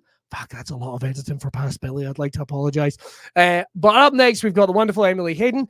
Emily is a pro wrestler. She wrestles not only in Scotland, but across the UK. She's talking about a lot of things, man. She's talking about how people had big plans going into lockdown, how COVID kind of fucked that up, and how everyone's trying to get their kind of boots in the dirt and do that now. How she had to change who she is to become Wrestle Beach, an influencer. So much is in there. It's a really fun interview, and Emily's a really cool cat. Loads of time for her, and I think you're going to love this. Tragic's been great, Ben's been great, but it's a great one to finish off this episode with. So let's head over and chat to Emily. Right, who is our guest tonight? We have got the wonderful Wrestle Beach, which I always say, and I always think I make it sound French for some reason. We've got the wonderful Emily Hayden. She's going to be joining us in just a wee second. And what we're going to be doing is, if you do have any questions that you'd like to put to Emily, here's what to do. Wherever you are, pop it in the comments. It should come straight through to me. I have discovered just doing this that apparently we're having trouble with Twitter, but don't worry about that. Pop it in the comments and I'll dig about the questions as we get through and have our chat with Emily. Shall we get cracking? I think we should. First of all, our guest is Wrestle Beach, Emily Hayden. She is a pro wrestler. She is a Twitch affiliate. There's a lot going on. We're going to be talking to her in seconds, but let's get to meet her. There she's there. You're not meant to be on the video right now. There has been a little mistake. Shall we play your video? Yes, let's play my video. Let's go for it.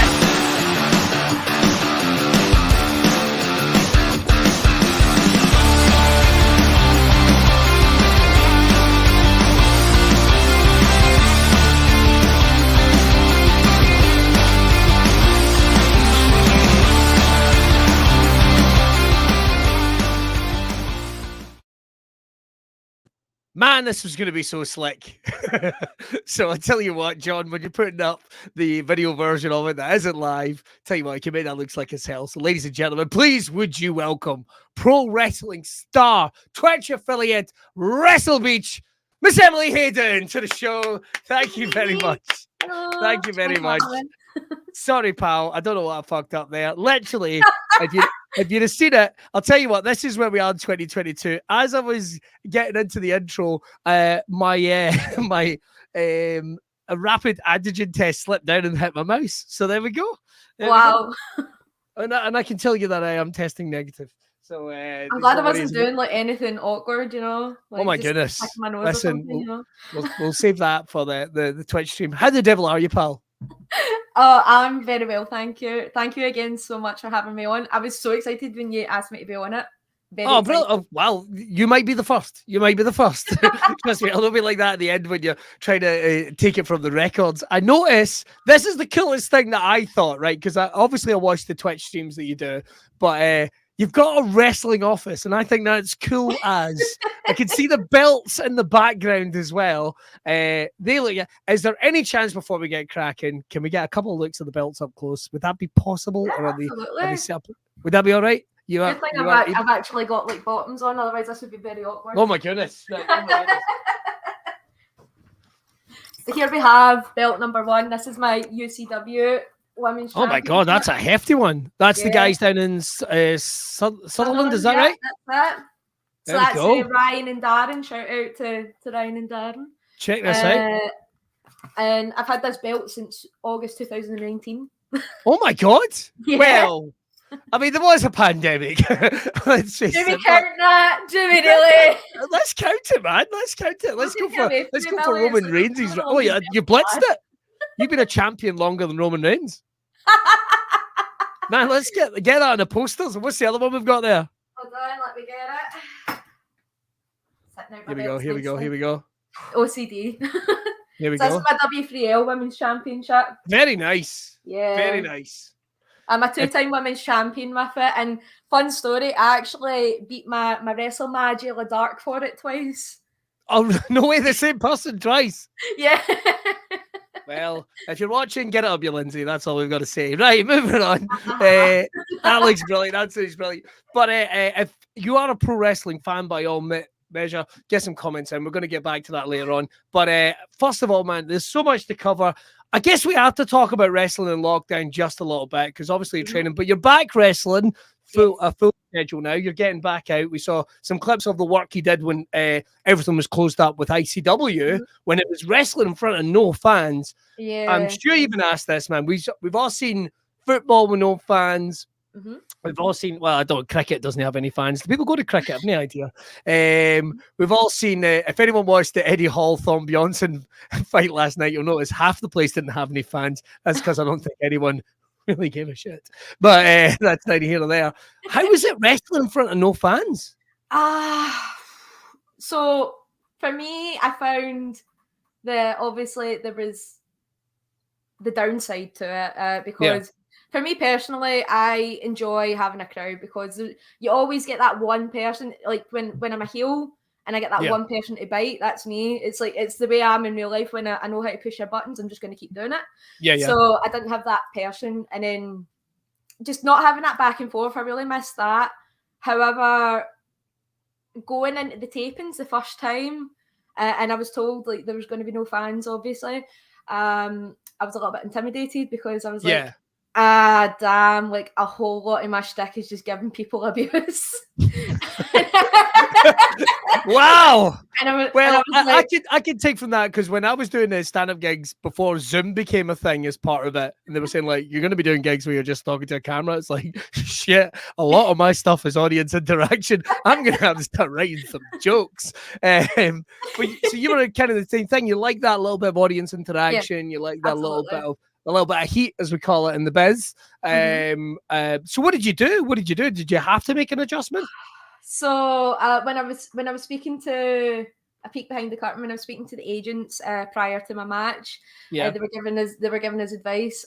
And one thing that I was told was just interact with the camera. That is your crowd right now. If you do a lot of interaction with the camera, you'll make that connection. And then it was, as soon as it was put to me like that, it was literally like, right, okay, let's go. And I remember being behind the curtain because not only was this like my first time with no crowd, this was my first time in a very long time being on ICW again. That's right. And now on the WWE Network. Yeah. Oh, and then it was fun story about that. I forgot about that, like, because but I'm glad I did. Otherwise, I'd be like, and I'm already like that before my matches. Like, I have really bad anxiety. Okay. So before I wrestle, I'm usually a heaving mess. Right. So if I remembered that. So then it was, I believe it was Angel. It was either Angel or Anastasia that I'd wrestled for my first ever match. I think it was Anastasia. And and I was talking to Scott Reed backstage, and he went, "Yeah, so it should be up on the network in the next couple of weeks." And I came out, "Oh, I forgot that's where it was going." For anyone that doesn't know what the WWE Network is, it's kind of like, it's probably the premier place to watch pro wrestling right now on the planet. I think it's the most watched online wrestling. It's Netflix for wrestling fans. Well, maybe not quite Netflix, but it's definitely on its way. I think it's something like 10 million subscribers have access to this, and it goes like way beyond. I think it's right up there, isn't it? And you know that somewhere Americans are going to be watching it, people in New Zealand, people all across India. Boa, I got an email from a guy in Boa. I didn't even know that was a place. Oh wow! I don't think he could understand a bloody word I said, but god damn it, it was positive what he was saying. I noticed that in one of the matches when I was going through some of the footage of the match you had with Angel Hayes. Yes. I did notice it was a couple of times that you did look like you were having a lot of fun, literally screaming right down the lens. There's a bit where you were literally stamping her face to go, ah! Right, and I'm like, yes, getting about it. But it's so crazy to me that you mentioned having anxiety before a match, because Emily Hayden that we see that goes out there is a complete stark opposite of that. Is it you shifting a persona? Do you manage to do that? Or how do you even go about doing that? Because, I mean, don't get me wrong, I get nervous before gigs sometimes, but I can kind of settle myself down. But never to that point. How do you manage to do that? So, I'm a big comic book fan. I've always been a big comic book fan. The same person that got me into wrestling got me into comic books. That's my dad. And I always equate it to Clark Kent and Superman. Okay. That's how I like to think of it. So anytime people talk to me about, well, how did you manage to do this or that? I'm like, I didn't do that. Emily did that. Yeah. I always feel like Emily's the one that gives me the confidence. Whereas insert shoot name, I'm just like, I couldn't do that. No, absolutely not. Well, I always make a big thing about how the Billy Kirkwood on stage is not the Billy Kirkwood that you'll see kind of walking around getting like turkey dinosaurs for the for the Waynes and Tesco's and shit. You know, it's not that guy when he's. But in terms of the matches that you've had, I mean, you've got a great body of work behind you as we're opening things up in 2021 into 2022. We'll get back to that in a minute and the road miles that you've put down. But I guess we have to get the question out of the way. You mentioned it was Dad, right, that got you into wrestling. I'm not going to ask necessarily the road in, although we might get talking about some of the training stuff in those early days. But I want to ask you, what was the thing that you saw in wrestling? Because everyone's got, like, maybe it was that first clip, that first match, that entrance, that t-shirt. Yep. What was it that made you feel that flutter for the first time and go, oh my goodness, what is this? So I've got two stages of it. So my first stage was when I became a wrestling fan. Right. So it was my dad and my brother. They were my best friends growing up. I was quite the tomboy growing up, and anything that they were doing, I wanted to be involved in. That was how wrestling came about. And I remember looking up at the TV, and it was Chris Jericho's debut on Raw, and it was back and forth with The Rock. And I enjoyed the pantomime of it. I enjoyed the theatrics. Never forget Jericho with the pouty lip after. Absolutely loved it all. And do you want to know? I use the pouty lip to this day. I use his pouty lip to this day. Whenever anyone says anything for comic effect, what an embarrassment. The Jericho thing, the back and forth, that just hit you. Yep. Everything about it was the witty comebacks, it was the facial expressions, as I said, it was the theatre, and I always remember his entrance on WWE as well. I remember reading in one of his books that he was inspired by Michael Jackson for the entrance. He says he saw him live at a concert, and he saw him, like, he started like doing that, and then Michael Jackson turned around, and he says he loved that whole theatrics of it, so that's where his entrance came from. And as a kid, I loved Michael Jackson music as well, so when I found that, I was like, oh.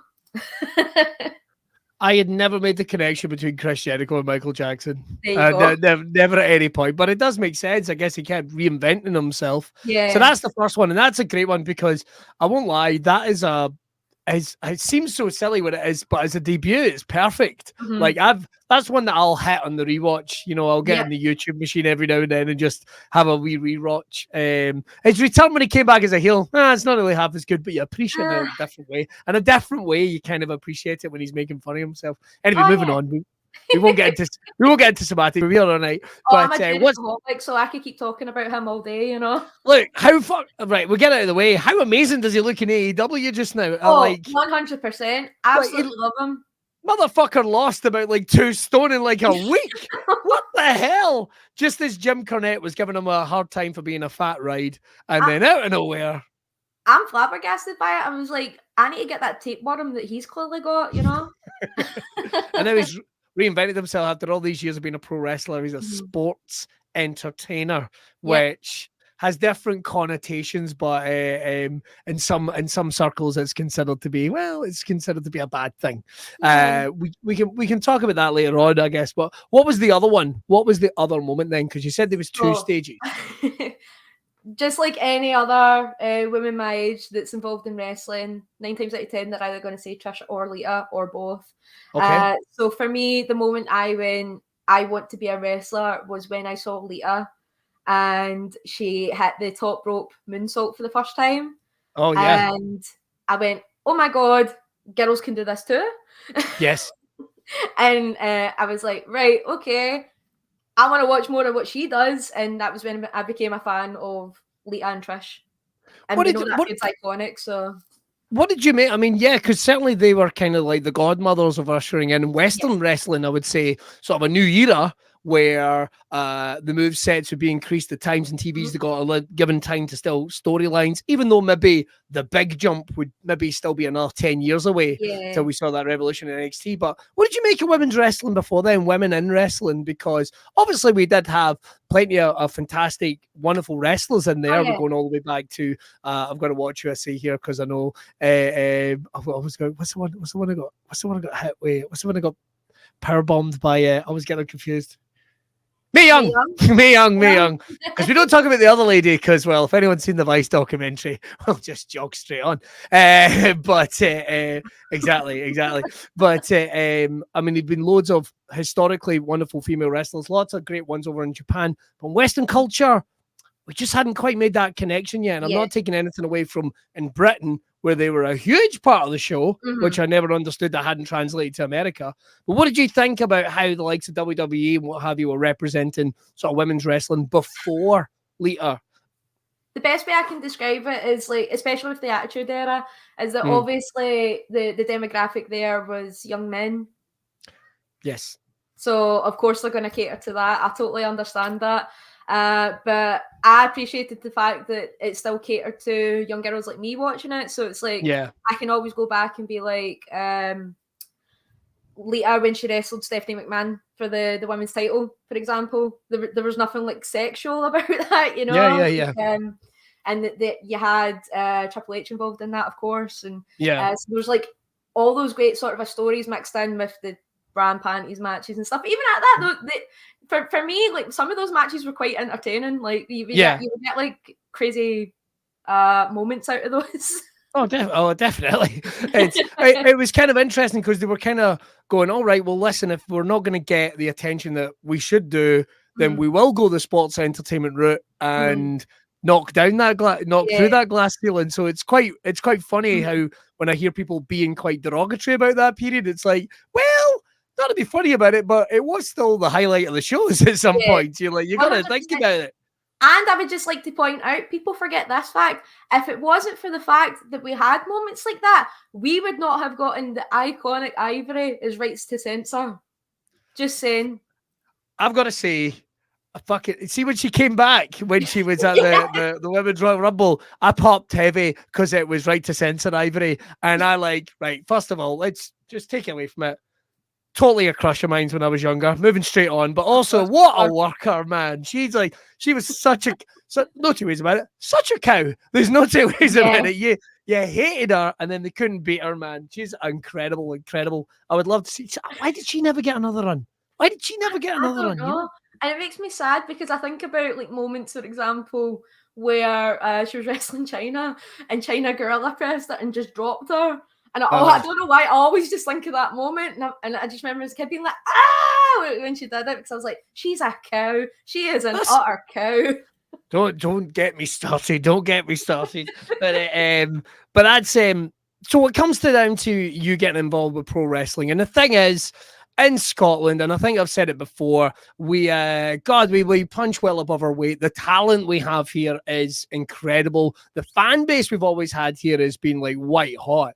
But I think because of the way of the world at one point in Scotland, well, you guys don't really do the wrestling. That's for the other parts of, the night. You guys just, it's at least a sort of a generational thing. Like, oh, you don't wrestle, you get a job in a shop, you have 2.1 kids. You don't do anything like that, right? But thankfully, a generation of folk came through that wanted to break through that. And on the basis of that, we started having a scene. Where did your sort of jump into pro? Because like there has to be a moment when you go, I'm doing this. I'm doing this. I'm going to go for it. How did that happen? I know it's a kind of backdoor way of asking the question I said I wouldn't ask, but I am eager to know. No, I think it's an interesting story, but it was one of those things. You hit the nail on the head with that one. So for me, it was always you had to go to America if you wanted to do it. You had to go to America because I had no idea about the scene that we had here.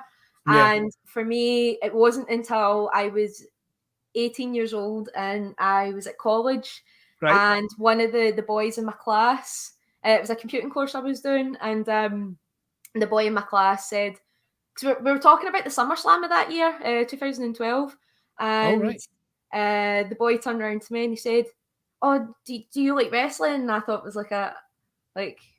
try to chat me up, you know. And I was just like, yeah. and he was like, "Oh, well, my sister's a wrestler. If you ever thought about like doing it?" And that way again, I've got the guard up, so I'm just sitting like, yeah, okay, your sister's a wrestler, cool, okay. And then 2 seconds later, he pops up onto the Facebook, shows me the photos of her as a wrestler, and I go, "Oh my god, where is this?" And can I ask who the wrestler was? Shelley Starr. I don't know if you remember. Oh, yeah. Slightly before my time, but yeah. I certainly know her now. Yeah. So it was Shelley Starr, and so I was like to him, "Where is the school? How do I get to the school? Give me the details. Give me all the details." So I got all the details off of him, and then I remember my jaw hit the floor because I found out that the school was around the corner from where I stayed at the time. No way. Yes, it was a 5-minute walk. And I thought, if there was ever a sign for me to go and start training, that is it. So the following week, I went and I attended my first class. Wow. Right.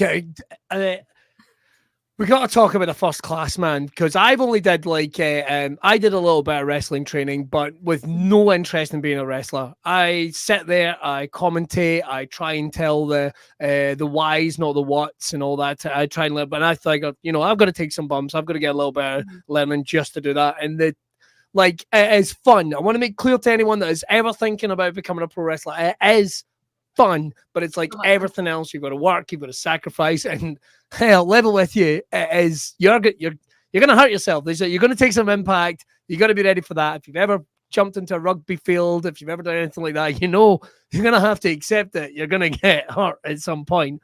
But how is it for you? How is it for you taking that? Had you done anything like that before?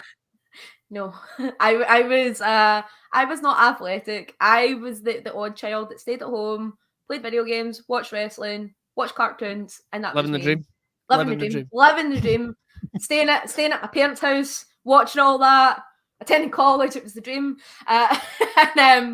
So when I attended my first class, as I said, I've got anxiety. So I walked in, and it was mats that I trained on. It wasn't a ring. So when I walked in and I saw these mats, I went, "Am I in the right place?" And then it was TJ Rage. He was the one that first trained me. And oh wow! I walked into the class and I met TJ, and he introduced himself, and I was quite intimidated the first time that I met TJ because he's a big monster of a boy. He's a big monster. He walked up to me and I just went, "Oh, hello,"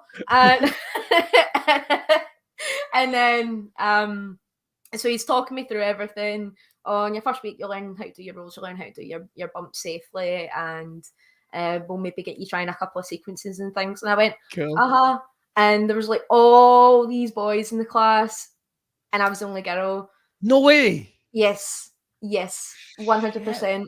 And TJ said, "Do you want to try anything today?" And I went, "No, I'll just watch you first day."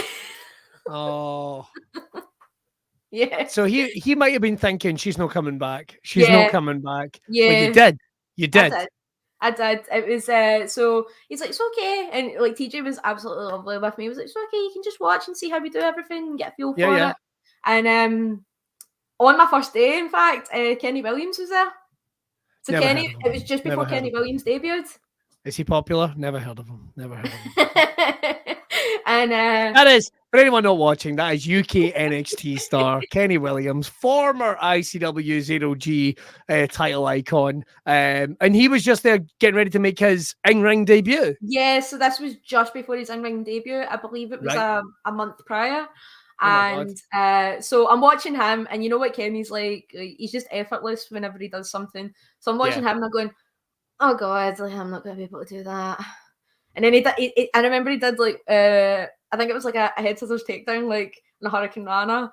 And I just went, oh, I'm not going to be able to do that. And like, Lita's moonsault's never going to happen. I was like, yeah, let's be realistic here. I'm like, you ain't going to do a moonsault, sweetheart. But I watched like Kenny and a few of the other trainees doing training matches at the end of the day. And TJ turned around to me, and I'll never forget this. He asked me, so is this something that you would like to do? And I went, yes, I would very much like to do this. I'll see you next week. And I took part the following week. Brilliant, brilliant. Who was did you have any pals from that class that are still about to this day? I know you name dropped. Kenny, who was in the class with you? Krieger. No way! Krieger started a few months after me, but Krieger is still one of my good friends. So there was a couple of months in between when I started and Krieger started. Oh, like, oh, fucking hell. Yeah. He's another big boy. All these tall bastards. Can't stand him, man. Like I say, original Airdrie, you know. There we go. Airdrie massive going on. So things start going, which is always great. Like anything, you start learning the skills, you put in the time, but it's like driving a car. They say you never really start learning how to drive until you finally get behind that wheel. Yep. And that's something you got to do as much as you do a lot of training. How long did you think you were training before you did that first match? Oh, you mean like my in-ring debut or just my first ever training match? Because like those are two different. We'll go straight to it because I don't want to put a time frame on anyone's. Like you know, so let's say the first in-ring match is an actual debut. So I took a little bit longer than most, but that's because the way it worked out and things like that.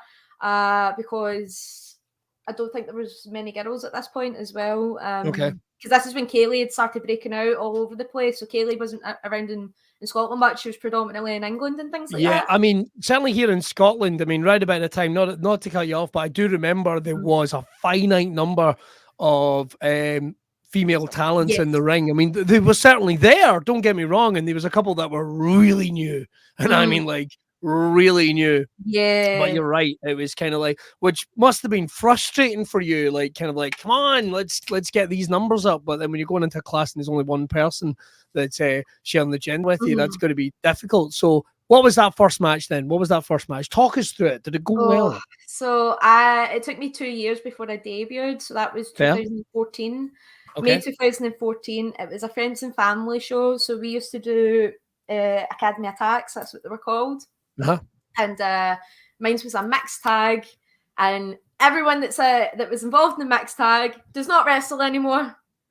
None of them. For me. None of them. You outlasted them all. Yes. I outlasted them all.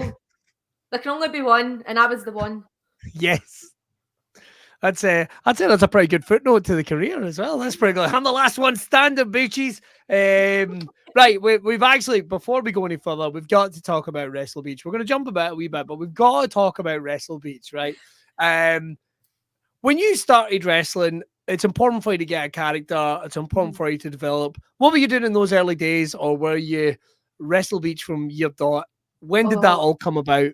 I was absolutely not Wrestle Beach from the get-go. Wrestle Beach was like a Pokemon evolution for me, you know, like I had like my 3 stages and I finally reached Wrestle Beach and that was me. And I was like, this works, you know. But when I first started, I always tell this, when I first started, I was generic female number 1. Like I would come out and I'd be like, come on guys, you know, that was me. And And can I bring you something from the all the tapes of young wrestlers that I've seen? Come on! Yeah, that was me. Yeah, there it is.